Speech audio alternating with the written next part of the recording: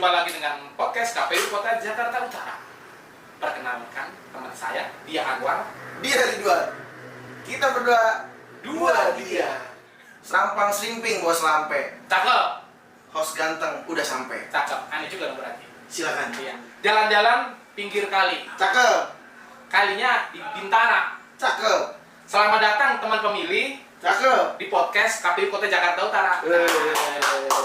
Bang Anwar, hari ini sore ini kita mau ngomongin apa tugas divisi hukum dan pengawasan tuh Bang. Benar. Nah, kita ada narasumber juga nih Bang. Siapa tuh Bang? Beliau adalah komisioner atau anggota KPU Kota Jakarta Utara divisi hukum dan pengawasan, yaitu Bang Abi Mahrullah. Hadir bersama Gimana, Bang, kita Bang? di samping Kita langsung aja Bang. Boleh. Ngobrol-ngobrol seru nih sore ini. Oke. Bang Anwar, Ya. kita kedatangan narasumber keren sore ini nih Bang. Benar. Ya kan? Benar. Kita kenalan dulu profilnya bagaimana. Setelah itu kita masuk materi nih. Sepakat. Kita kenalan dulu. Sepakat. Bang Abi, saya Bang Abi. Sehat. Alhamdulillah. Apa kabar, Bang Abi? Kagak abdol kalau kagak salaman. Betul. Giliran ente dah, nanya dah profilnya kayak apa dia. Teman pemilih hati tuh dia seperti apa. Oke. Baik teman pemilih, sebelum kita mulai podcast tentang divisi hukum dan pengawasan, kita kenal lebih dalam dulu nih. Pak Abi itu dulunya sebagai apa? Mungkin juga kuliahnya di mana, dan ya mungkin latar belakang Pak Abi. Sebelum di sini Bang. Sebelum Nah, di iya. KPU katanya. Sebelum di sini tadi toilet. Gila, sama dong namanya. Tapi kan gak ketemu tadi ya. Lanjut Bang. Abang toilet perempuan, toilet laki. Jadi abang mau kita. Ya lanjut Bang. Oke, baik, mungkin Pak Abi bisa istilahnya mungkin memperkenalkan diri terlebih dahulu kepada teman pemilih. Siap. Makasih Bang Anwar, Bang Ridwan. Siap. Halo teman pemilih semuanya. Salam kenal. Perkenalkan saya Abi Mahrullah. Jadi kalau ngomongin latar belakang sebelum di KPU ini memang sudah nggak lama-lama banget sih, karena juga umurnya kan baru juga Bang saya. Oh, Baru berapa nih Bang? Bang Ridwan kan Oh, sama ya? Nah, pantesan masih muda banget, masih ganteng. Bener ya? pantesan. Masih fresh ya. Ya, iya. Jadi sebelum di KPU dulu tertarik ke pemiluan ya. Tertarik ke pemiluan awalnya memang dari kampus. Di kampus saya di S1-nya di UIN Sahaja Jakarta. Itu memang apa ya? Kayaknya di UIN itu kecenderungannya dibanding akademiknya itu lebih menarik situasi politik atau kepemiluan di kampus itu. Nah, ketertarikan awalnya dari situ. Iya, iya, iya. Baru kemudian tertarik mempelajari atau terjun terlibat aktif gitu lah di civil society yang khususnya concern di pemilu itu sendiri. Dulu pernah di JPPR, Jaringan Pendidikan Pemilih untuk Rakyat. Lama tuh Bang, gabung Bang. Ya, Agak lama. lumayan. Jadi terus kemudian juga sambil sebelumnya jadi staff juga di Bawaslu RI. Keren. Setelah itu baru Sip ya. Luar biasa. biasa aja. Bukan kaleng-kaleng. Bukan kaleng-kaleng, kagak salah berarti sore ini Bang. Iya. Gitulah kira-kira akhirnya mencoba peruntungan untuk daftar KPU. Alhamdulillah kepilih gitu. Di sini ya. Berarti ini periode keberapa nih? Pertama. Periode pertama. Kalau periode sebelumnya saya masih SMA kayaknya. Oh, zaman ya. Buset. Tapi pengalaman luar biasa nih. Luar biasa banget Ya. terkait kepemiluan ya. Maka dari itu kita yang mengundang Pak Abi di kos. Nah, ini teman-teman pemilih ini barusan pujian karir. Nah, aminin aja dah kan. Amin gitu Bang. Amin ya. Kali kalau habis dari ini kan KPU Jakarta Utara nih, barangkali tahun berikutnya bisa di provinsi di daerah kan. Benar. Sepakat. Tapi ngomong-ngomong tadi pernah berkecimpung di kepemiluan. Bentar, Bang. Ini istilah kata apa ya? Kerongkongan agak lengket. Oh gitu ya. Agak lengket. Kayaknya selalu ada air-air gitu. Ada nggak? Tenang aja Mas. Udah kita siapin Pilih siapa nih tadi? khusus. Air khusus buat Pak Abi. Oh, Air khusus. warnanya apa warnanya? Warnanya Susu. putih campur coklat dikit. Masalah, ya. Nanti Bang Ridwan, Oke. Bang Abi yang akan. Ane telepon dah. Siap. Coba telepon dulu. Iya, 3. 3. Iya. Bener. Warnanya jangan butek. Enggak, itu masih itu Bang, wallpaper. Buset. Bilang pakai sedotan. Iya, benar. Boleh dah. Ini namanya koal. Nah ini Bang Abi, kita siapin ya kan kopinya. Bang Anwar, Siap. kita siapin spesial narasumber kita Udah hari ini, khusus. Bang. Udah Ya. khusus. Boleh dah, sini dah Neng. Masya Allah, halus bener kita Bang. Ya Allah. Dan itu bisa aja Mas. Satu lagi, Silakan. ya, Allahu Akbar, Allahu Akbar. Itu buat kita berdua. Iya, buset Neng. Tinggal di mana Iya. Neng? Tinggal di mana? Di belakang, Bang. Oke, makasih. Terima kasih. Lanjutin dah Bang, profil beliau tadi tuh. Ya kan? Coba biar lebih mendalam lagi, biar asik dah teman pemilih biar ngerti nih Bang Abi kayak apa nih. Oke, baik teman pemilih. Kita kedepannya akan menanyakan terkait divisi hukum dan pengawasan kepada Bang Abi. Banyak biar tipis-tipis aja. Di divisi saja. Oke. Divisi saja Bang Ridwan. Yang bisa 3 episode ya kan? Iya. Oke. Oke, mungkin yang pertama nih Bang Abi, mengapa sih divisi ini penting dalam struktur KPU khususnya di tingkat kabupaten kota? Kita kan ada di tingkat kota Jakarta Utara. benar. Dan mengapa divisi ini menjadi hal yang penting dan harus ada di KPU ini? Gitu mungkin. Ya. Jadi kenapa sebenarnya bukan divisinya yang penting ya? Kalau misalkan secara kelembagaan KPU kabupaten kota ini sangat penting karena kita ini menjadi garda terdepan, stakeholder paling bawahnya yang definitif gitu ya dari KPU itu sendiri. Kemudian kan di dalamnya ada tugas-tugas fungsi masing-masing divisi. Tentunya masing-masing divisi semuanya sama-sama penting, jadi tidak ada yang superior dan sebagainya. Ambil peran masing-masing lah ya. Tugasnya sama semua Iya. lah pastinya. Cuma kayak divisi hukum dan pengawasan ini di mana aspek pentingnya tentunya kita itu menjadi telaah awal dalam segala bentuk informasi hukum atau produk hukum itu kita yang bikin terlebih dahulu ya. Kayak di KPU kan punya produk-produk hukumnya sendiri, ada PKPU, ada surat keputusan dan sebagainya. Nah itu sebelum dirilis dan sebagainya itu biasanya kita lakukan telaah hukum untuk kemudian dijadikan pedoman bagi para jajaran yang ada jajaran ad hoc yang di bawah. Terus juga kemudian kan pengawasan ini bukan pengawasan pemilu sebenarnya, karena divisi hukum dan pengawasan, tapi lebih ke pengawasan internal terhadap jajaran internal KPU itu sendiri. Seperti ad hoc itu Bang ya? Ya, PPK PPS itu ya? termasuk juga di ad hoc, struktur ad hoc sendiri.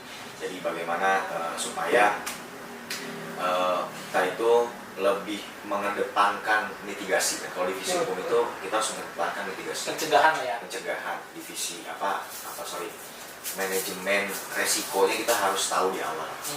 Supaya apa? Supaya tidak banyak pelanggaran yang sampai di tetangga sebelah. Gitu. Jadi supaya nggak nyampe sana, itu lebih dulu kita filter dulu, lebih dulu kita cegah dulu, lebih dulu kita mitigasi dulu tuh resiko-resiko yang ada. Gitu sih kira-kira ya apa untuk tugas intinya lah. Sisanya mungkin ada apa bisa dibaca di PKPU tata laksana. Bang Anwar, ada yang mau nanya? Silakan. Bang Abi, metode pengawasan itu kan pastinya kan dilakukan sampai tingkat level bawah Pak. Ya. Nah itu kan terkait seperti PPK, PPS itu metode seperti apa sih Kang? Atau ada pelatihan atau bimtek atau seperti apa polanya biar Anda lebih tahu nih termasuk teman pemilih nih. Tentunya kalau buat ke teman-teman PPK, PPS dan seterusnya yang sampai di jajaran KPPS, kita kan banyak melakukan bimbingan teknis. Karena kalau KPU sendiri kan sifatnya kita lebih ke pelaksanaan teknis, sebenarnya teknis pemilu, melaksanakan pemungutan suara dan seterusnya. Tentunya banyak hal yang let's say tricky gitu ya, hal-hal tricky yang kalau misalkan salah sedikit, salah prosedur dan sebagainya itu bisa jadi kesalahan yang fatal. Nah, untuk mengurangi resiko-resiko itu tentunya kita melakukan bimbingan teknis ya yang dilakukan di setiap divisinya masing-masing dan juga kita lakukan di setiap tahapannya selama itu berjalan dan juga disesuaikan dengan tingkatannya masing-masing.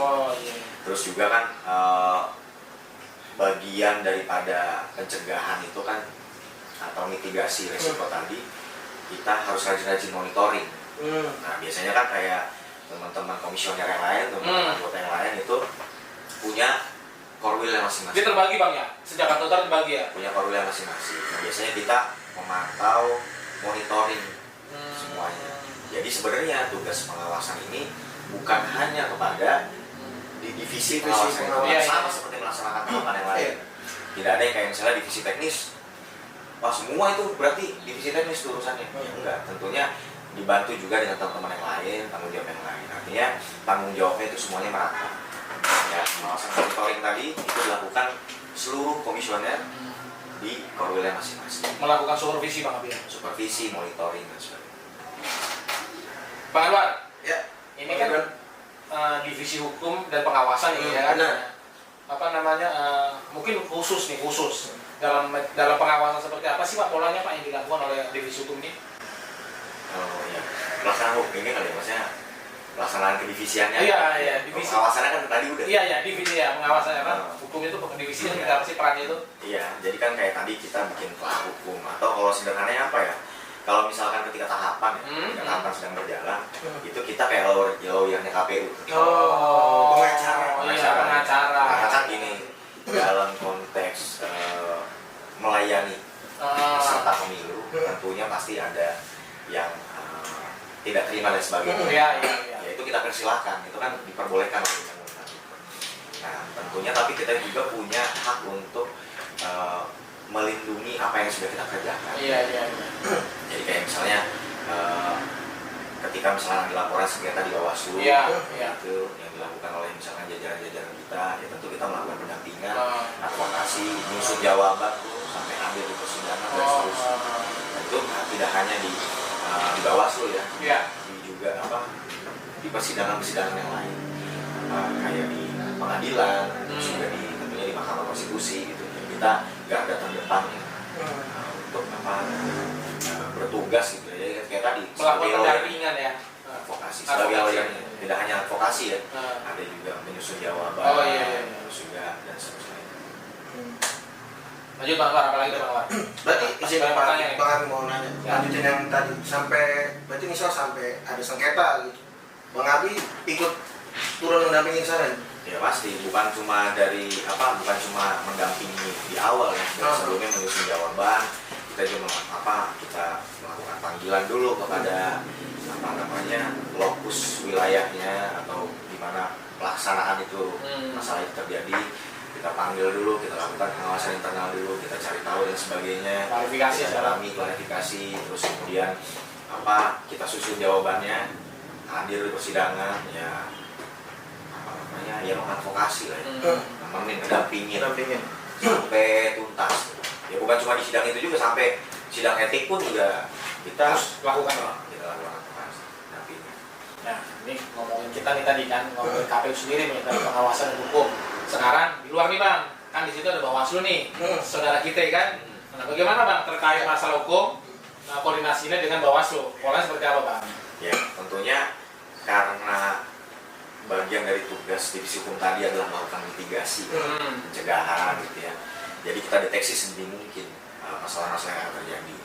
Seringnya sebenarnya bukan tidak cocok misalnya gitu, hanya karena biasanya kurang komunikatif antar lembaga gitu ya, KPU Bawaslu.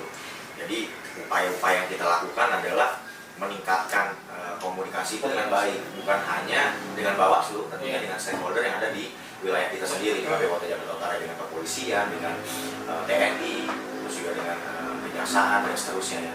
Kita lakukan komunikasi itu secara aktif, secara baik, karena pasti kan kayak hubungan-hubungan baik itu pasti akan memudahkan kinerja kita. Betul Bang, betul. Memudahkan kinerja kita, sehingga tidak perlu maksudnya kadang kan kita tinggal berkehidupan aja, orang nggak ada salah-salahnya aja dicari-cari salahnya. Iya, betul. Apalagi orang salah gitu kan ibaratnya. Jadi supaya ya tidak dicari-cari kesalahannya ibaratnya begitu oleh pihak-pihak tertentu ya. Ya kita harus berkomunikasi baik gitu. Begitu juga dengan peserta pemilu itu sendiri ya, dengan partai politik. Karena kan kualitas penyelenggaraan pemilu yang baik adalah ketika kita itu berhasil mengkomunikasikan semuanya, baik itu produk-produk kita, produk kita kan ya usaha terus kemudian juga melaksanakannya ya, dan juga sampai akhirnya nanti yang punya impact positif gitu untuk pelaksanaan pemilu yang ada di wilayah ini sendiri.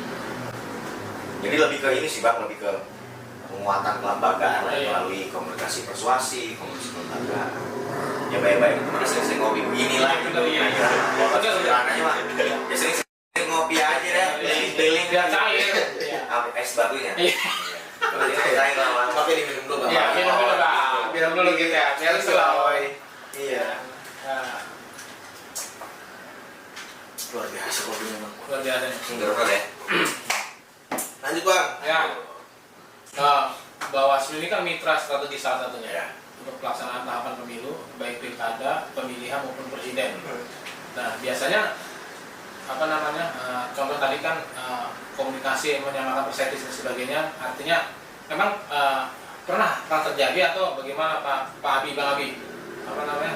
Mungkin aturannya sama, dalam pemahamannya berbeda gitu kan. Ya. Contoh seperti itu mungkin ya.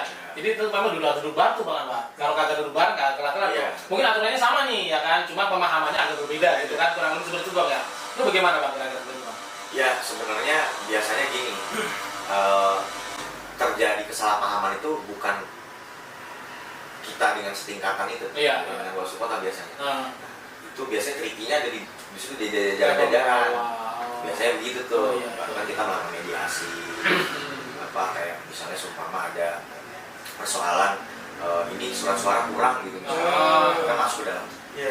apa bagian dari pengawasan Pengawasan. atau misalkan ketika pelaksanaan pemungutan suara ini kenapa tenda belum mulai jam 7 pagi. Nah, sementara kalau di Jogja itu memang tenda harus ada jam 7 pagi. Iya, iya, iya. Cuma kan misal kayak pemilu tahun lalu itu kan ada peristiwa force major ya, Iya. harus gitu, hujan, lebat Banjir. dan sebagainya. Itu kan perlu dilakukan komunikasi bahwasanya ada force major yang kita tidak bisa laksanakan kalau misalnya kita buat jam 7 pagi.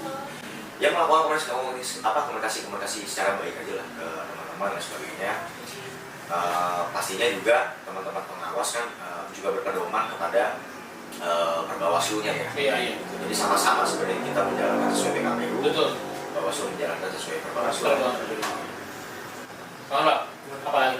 Masih banyak nih. Masih banyak. Tapi Iya. mungkin kita mau nanya yang agak sedikit seru. Oh, seru. Seru banget nih. Terkait mungkin pengalamannya Bang Abi sendiri di pemilu 2024 kemarin. Ya kan? Ini mau bertanya nih Bang Abi. Tantangan apa nih yang paling sering dihadapi khususnya di divisi hukum dan pengawasan dalam pemilu nih? Khususnya juga dalam pemilu 2024 kemarin. Nah, mungkin Bang Abi bisa menceritakan pengalaman di 2024 kemarin nih ya. Pemilu teranyar itu Bang. Pemilu yang masih hangat Hangat, kemarin. hangat. Belum respon gitu. Aku udah belum. Kan ini 2025. Iya. Kan pemilu 2024. 2024. Set. Padahal udah ngopi kan. Udah kopi, masih kurang fokus. Iya, itu maksudnya. paling mungkin tantangan apa yang paling sering dihadapi divisi hukum dalam pemilu.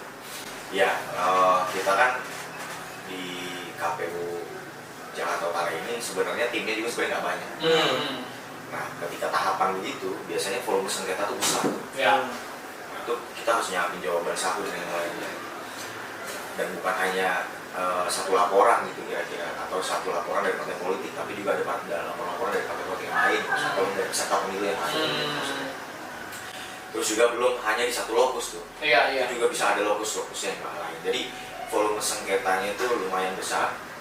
Ya tantangannya itu ya volume sengketanya besar, tapi tim juga kurang Terbatas. Ya, tim terbatas gitu ya. SDM. Terbatas secara jumlah gitu. Iya, iya, Jadi agak crowded lah.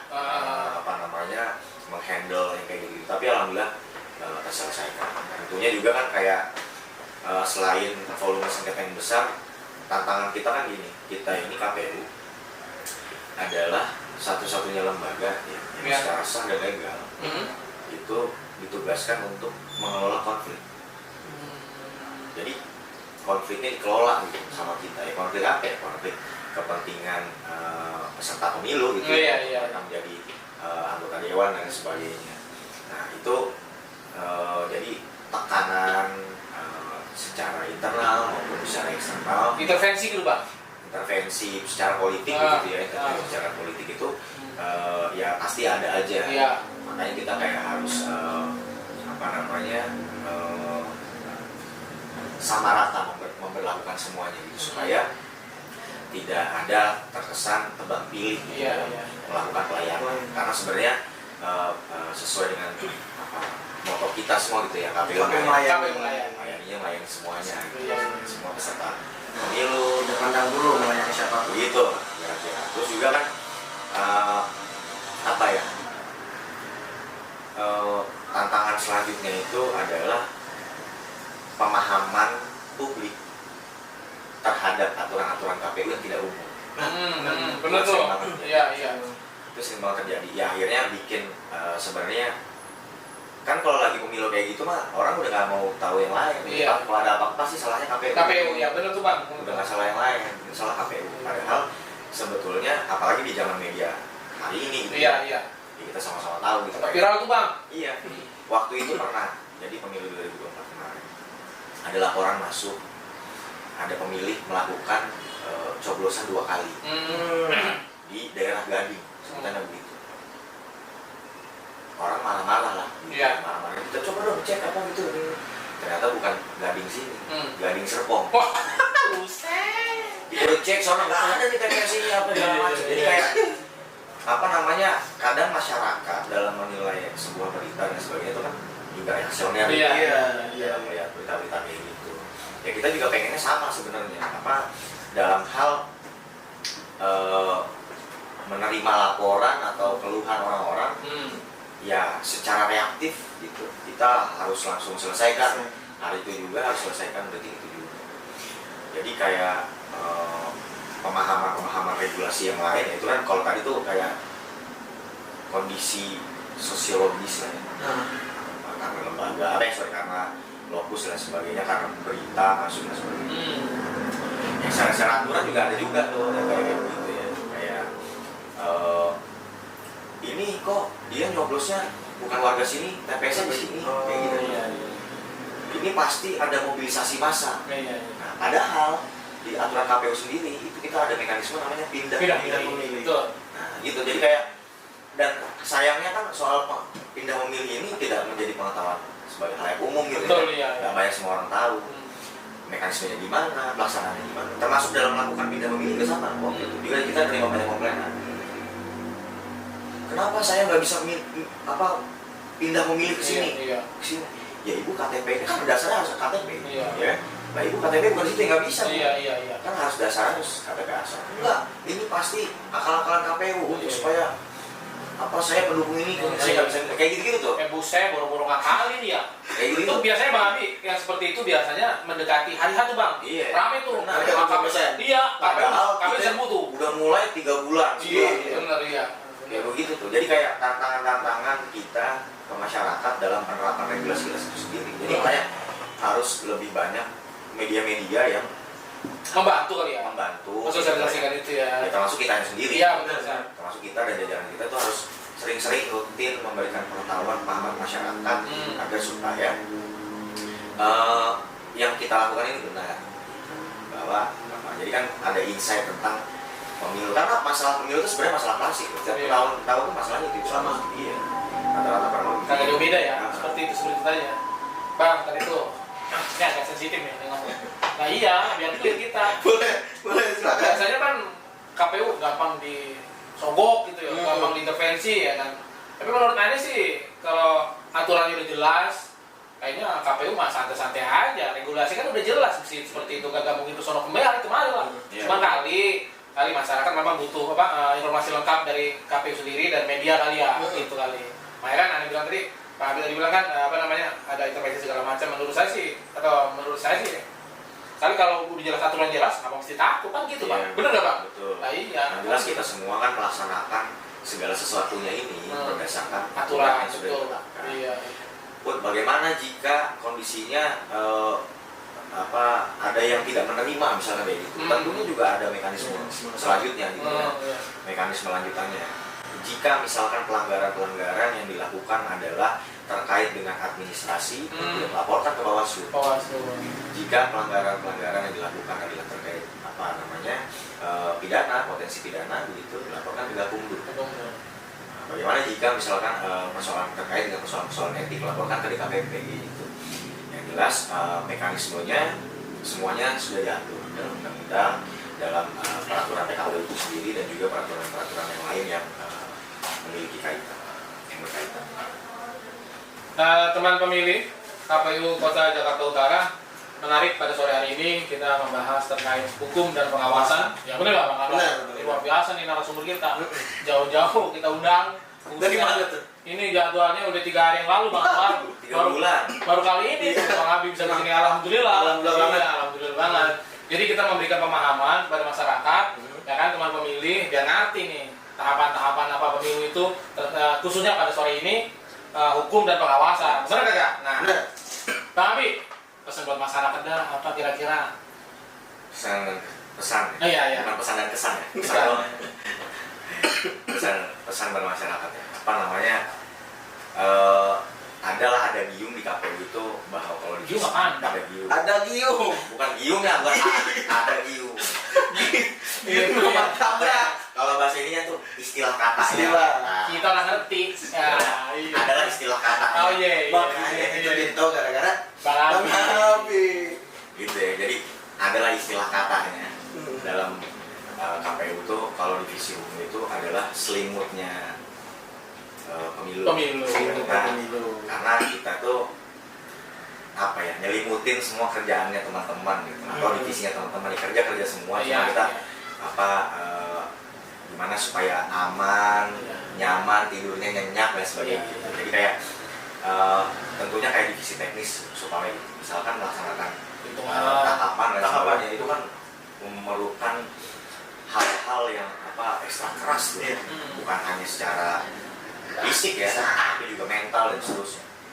Nah itu kan harus kita jaga hasil kerja dari teman-teman itu semuanya dengan cara apa ya? Dengan cara tadi mitigasi risiko. Nah mitigasi atau pencegahan pengawasan yang dapat dilakukan ini juga bukan hanya bisa dilakukan oleh internal KPU aja, tapi juga bisa melibatkan masyarakat banyak. Bahwa masyarakat itu bisa terlibat aktif lebih dalam konteks mengawasi berjalannya pemilu, dalam konteks mengawasi berjalannya pilkada, tidak terbatas hanya di satu tahapan saja, tapi juga di seluruh tahapan. Nah, jadi harapannya adalah supaya mudah-mudahan kalau pengawasan atau kesadaran keterlibatan masyarakat juga besar, tentunya itu akan bikin kita nggak punya kerjaan, nggak bikin beban kerja ringan, nggak juga sih, maksudnya kita nggak bisa beban juga, tapi tentunya pemilunya berjalannya akan dengan apa enak begitu, resep gitu ya, gitu. Melaksanakan pemilunya itu resep apa namanya, dan juga apa kita itu harus mengedepankan koordinasi yang efektif lah masyarakat itu tadi kepada kita sebagai penyelenggara. Dan ingat, penyelenggara pemilu itu bukan cuma ada KPU, tapi juga ada Bawaslu, ada DKP. Tiga itu, ya, itu bukan cuma kita, bukan cuma KPU, tapi juga ada Bawaslu, juga DKPP. Jadi ya gitu sih ya, mudah-mudahan sih harapannya dengan adanya partisipasi masyarakat atau kesadaran masyarakat yang lebih tinggi itu bisa meningkatkan kualitas pemilu kita. Ya secara tidak langsung juga meningkatkan kualitas demokrasi kita bersama. Gitu Bang Ridwan. Oke, mantap Bang. Kalau pesan buat abang juga ada. Apa tuh? Habis ini Indomie goreng. Buset. Yang bawain kopi udah pulang kayaknya. Warungnya tutup kayak Bang Anwar. Iya. Next. Apalagi Bang Anwar, kira-kira Bang Anwar? Masih ada pertanyaan nggak? Kalau dari saya pribadi nih Bang Ridwan Iya, cukup. sangat cukup, dan hari ini mungkin kita jadi tahu nih apa tugas dan fungsinya dari divisi pengawasan. Iya, benar ya. Dan harapannya mungkin teman-teman pemilih juga jadi tahu nih ya kan, tugas-tugas dari divisi pengawasan ngapain aja. Seperti itu Bang Ridwan. Bukan berarti KPU kagak ada kerjaan ya. Benar. Terus-terusan ini. Benar. Benar nggak Bang Abi ya? Panjang. Iya, panjang, terus-terusan ini. Orang masyarakat kan ngeliatnya cuma 5 tahun sekali aja kan. Padahal nggak juga bener-bener tuh kerjaan. Bang Abi, next dikit ya. Next dikit aja. Kayak ngomong kita belum selesai nih, masih ada waktu. Biasanya dalam apa pelanggaran itu bisa juga terjadi seperti ini. Kayak tadi Bang Abi bilang data pemilih gitu kan. Bisa terjadi nggak sih seperti itu Bang Abi kira-kira? Ya bisa sangat terjadi di seluruh tahapan ya. Oh, gitu ya? Pelanggaran itu kan bisa terjadi di seluruh tahapan. Kayak dari mulai pendataan pemilih tadi, Iya. kan bisa timbul potensi masalah. Atau ketika misalkan ternyata nama kita nggak ada nih di DPT kayak gitu, itu juga bisa timbul masalah. Dan seterusnya di tahapan-tahapan yang lain. Dan kayak orang kan gini, identik pemilu itu adalah tahunya ya hanya ketika mereka tuh datang ke TPS. Iya. Jadi kayak biasanya sebenarnya yang paling umum masyarakat ketahui adalah kayak terkait orang nyoblos 2 kali di Iya, TPS dan sebagainya. iya. Itu kan juga itu sudah jelas tuh pelanggaran pemilu ya, kalau nyoblos 2 kali sebagainya. Nah, sebagai insight juga makanya bahwa sebenarnya tahapan pemilu tuh ya bukan cuma itu, tapi panjang dari mulai pendataan pemilih sampai pendataan pemilih lagi. Iya. Jadi terus data pemilih itu data terus menerus kita mutakhirkan gitu ya. Saat ini juga kita sedang sama-sama jalanin ya. Sekarang lagi progres solid. Baik teman pemilih, itu saja mungkin podcast yang luar biasa pada hari ini dengan narasumber luar yang biasa. Enggak mau bilang biasa-biasa aja. Podcast yang paling sangat biasa ini gitu. enggak gitu Pak, ini memang podcast yang paling luar biasa dan sangat insightful mungkin. Narasumbernya benar-benar protokan. Protokan. Ngerti bener. dan harapannya semoga teman-teman pemilih jadi tahu nih apa tugas dan fungsi dari Divisi Hukum dan Pengawasan. Betul, iya. Oke, sebelum kita tutup nih podcast, karena dari awal kita buka podcast dengan pantun. Nah, akhir juga ada pantunnya. ada pantunnya, cakep. Bang John kan raja pantun. Iya, Boleh boleh. silakan Kak. Yang ngomong siapa nih? Bikinnya 2 minggu yang lalu. Berat. Ya kan? Di Priuk banyak tronton. Cakep. Bang, cakep banget. Ya kan? Ke Ancol sampai si Anya. Cakep. Makasih yang udah pada nonton. Cakep. Sampai ketemu di podcast selanjutnya. Cakep. Terima kasih lo. Terima kasih. Thank you, Bang Abi. Terima kasih. Terima kasih. Terima kasih. Itu yang